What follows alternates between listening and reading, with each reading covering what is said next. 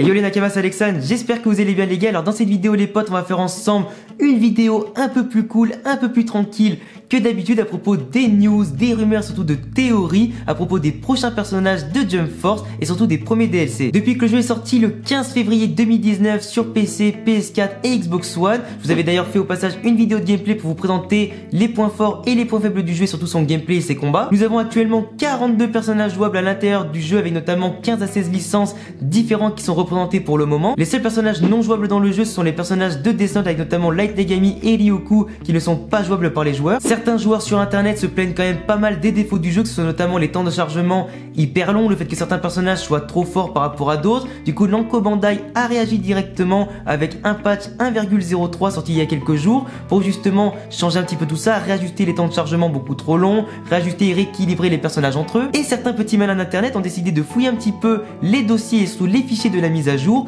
pour y trouver à l'intérieur un fichier contenant le nom de 9 personnages pas présents pour l'instant dans le jeu final. Donc si vous voyez largement où je veux en venir, c'est forcément le nom des 9 premiers personnages qui vont intégrer les premiers DLC qui sortiront en avril ou en mai 2019 dans Jump Force. Du coup on va en parler tout de suite, surtout aussi théoriser sur les autres futurs DLC pas encore annoncés. Alors bien évidemment les gars, pour l'instant ce n'est pas encore officiel par rapport à ces 9 personnages là, mais avant d'en parler on va d'ailleurs faire ensemble le récapitulatif des 42 persos jouables pour faire un petit peu le point avant de théoriser. Déjà rien que par rapport à One Piece, on retrouve notamment les personnages de Luffy, de Zoro, de Sanji, de Sabo, de Barbe Noire et de Boa Hancock. Dans Dragon Ball on retrouve Sangoku, Vegeta, Mirai Trunks, Piccolo, Freezer et Cell Parfait. Dans Naruto et Boruto on retrouve Naruto, Sasuke, Kakashi, Kaguya, Gaara et encore Boruto. Dans d'autres licences très connues comme Bleach ou encore Hunter x Hunter on retrouve Ichigo, Rukia, Aizen, Abarai, Gon, Killua, Kurapika et Hisoka. Certaines licences sont un peu moins représentées comme Yu-Gi-Oh avec notamment Yugi, comme Yu Yu Hakusho avec Yusuke et Toguro, ou encore Saint Seiya avec Seiya et Shiryu. D'autres le sont encore un petit peu moins avec notamment Cynthia Hunter et Ryo Saeba,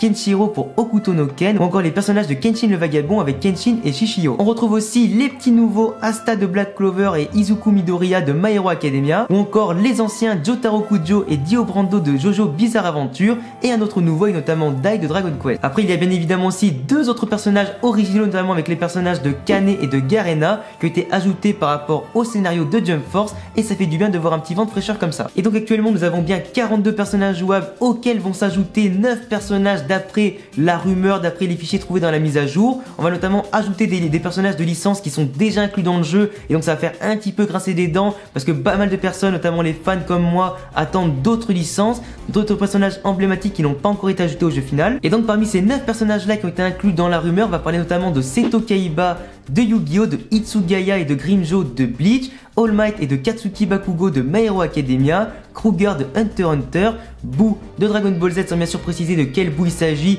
entre le gros, le petit, le mince, la version Gotenks ou la version Gohan. Madara Uchiwa de Naruto qu'on attend tous avec impatience à la base de Gaara ou Kaguya, qui méritait peut-être pas forcément d'inclure le jeu final et bien sûr le roster de Jump Force. Et pour terminer dans ce DLC là, Trafalgar Law de One Piece. Alors même si bien sûr on est content de retrouver certains personnages emblématiques comme ceux de Bleach ou encore de Seto Kaiba de Yu-Gi-Oh, certains personnages de My Hero Academia qui est quand même un des mangas les plus populaires du moment avec Izuku qui était un petit peu trop seul, ou encore Boo, un des 3 méchants emblématiques avec Freezer et Cell de Dragon Ball Z, Madara bien sûr un des plus grands protagonistes de Naruto, et bien sûr Law, un personnage important aussi de One Piece. Ça fait quand même un petit peu chier de pas retrouver des licences qu'on adore, comme notamment Koro Sensei dans Assassination Classroom, comme notamment aussi Toriko qui manque vraiment l'appel parce que c'est vraiment un personnage emblématique d'une Jump et que la plupart des fans adorent. Il manque aussi Gintoki de Gintama, Tsuna de Reborn, il manque aussi Arale de Dr. Slump, il manque énormément de personnages aussi de Beelzebub et d'autres licences. Il manque plein de personnages dans Bleach, dans Jojo, dans Saint Seiya, enfin encore le roster pourrait encore énormément être alimenté.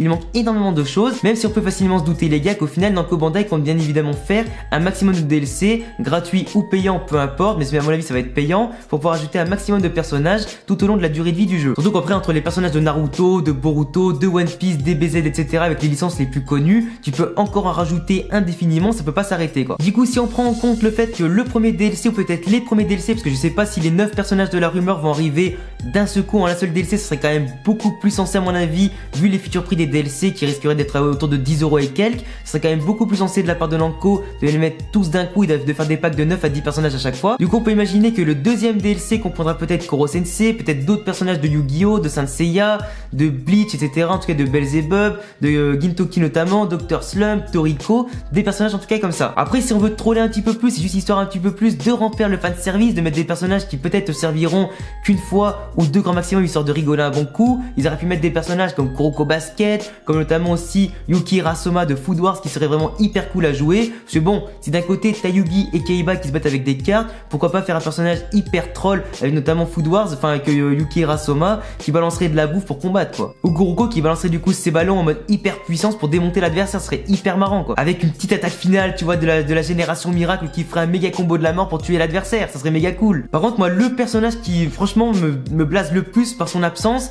c'est vraiment Yo Asakura de Shaman King les gars. C'est une série, surtout un manga que j'affectionne particulièrement, qui malheureusement a été oublié au Japon, qui a eu quand même pas mal de déboires par rapport à la sortie de sa fin du manga, qui a dû être stoppé, etc. C'est vraiment un manga que j'affectionne particulièrement, qui fait partie du Jump, que j'aimerais beaucoup voir dans cette série là, surtout qu'il y a quand même pas mal de très bons personnages à inclure, avec du gameplay qui peut être vraiment différent. Donc vraiment je comprends pas pourquoi Namco Bandai, ou du moins ceux qui ont développé le jeu, ne veulent pas inclure ce personnage là dans ce jeu là. Il le mériterait amplement. Après peut-être que je garde espoir un petit peu qu'il arrive dans les prochains DLC. En tout cas j'espère qu'ils incluront ce personnage et vraiment je serais vraiment hyper content. Donc voilà les gars, en tout cas moi je vous ai donné mes impressions par rapport à la rumeur des nouveaux personnages, par rapport aux personnages que j'aimerais beaucoup avoir comme Toriko, Dr Slump, etc. Pas mal de licences encore qui sont à venir. Certains personnages d'ailleurs des licences qui sont déjà connus ou trop connus qui vont inclure d'autres personnages. J'ai aussi oublié peut-être au passage Yuno de Black Clover, le chef des taureaux noirs et tout ça. Enfin il y a plein de personnages à exploiter, il y a plein de possibilités. Les DLC seront bien évidemment là pour nous rappeler qu'il faudra passer à la caisse pour agrandir le jeu final qui d'ailleurs ne manque pas forcément de défauts. En tout cas je vous laisserai me dire en commentaire quels sont pour vous les personnages que vous préférez actuellement dans le jeu Jump Force qui sont inclus déjà actuellement, les personnages que vous voulez voir et les licences que vous voulez voir incorporées au roster au fur et à mesure. Donnez-moi également vos théories et tout ça, je serai là en tout cas pour vous lire et vous écouter. Abonne-toi à la chaîne et laisse-moi un gros pouce bleu si t'aimes mon contenu sur les jeux vidéo, les mangas et tout ça. Tu as le lien de tous mes réseaux en description et bientôt pour une prochaine vidéo. Ciao les gars.